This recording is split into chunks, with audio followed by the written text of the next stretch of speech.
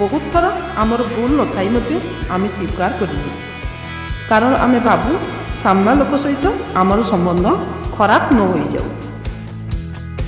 जदि लड़बार अच्छी तेबे निजर खराब स्वभाव सहित लड़तु, जहा काहारी को आपणकर निजर हेबाकू देउना। क्षमा सीए दे पारिबो जी भितरु मजबूत। दुर्बल लोक केवल प्रतिशोधर अग्नि रे निजकू जलाए। प्रकृत मित्र एवं भल पुस्तक दुहे बहुत मूल्यवान, कारण दुहे दुख समय आपण मनोबल दृढ़ करिथांती।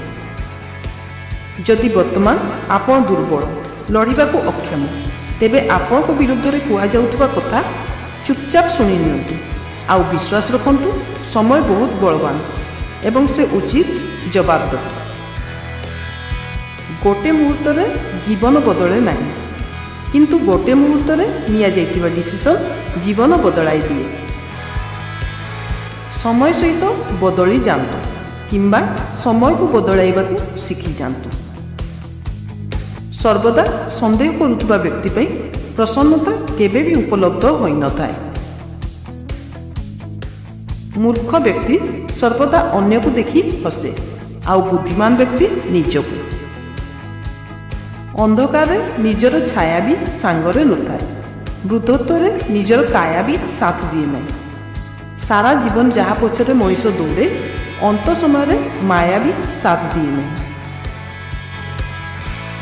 चुप हेबा और चुप रहिबा मध्य बहुत प्रभेद। चुप आमे एथिपाई होई जाऊ जेतेबेले काहारी कथा आमको कष्ट दिए, आउ चुप आमे एथिपाई रही जाऊ कारण आम कथा काहारी को कष्ट न दो। परिस्थिति आपन को जेते भांगे ताठारु अधिक आपन को मजबूत करी गढ़ी तोले। एही बहुमूल्य लाइफ चेंजिंग टिप्स गुड़िक किपरि लागिला कमेंट रे निश्चय जणातु। चैनल को सब्सक्राइब करी बेल आइकन को प्रेस करी ऑल नोटिफिकेशन को एनेबल करूँ। वीडियो जदि भल लागिला लाइक और शेयर कर दियंतु। धन्यवाद।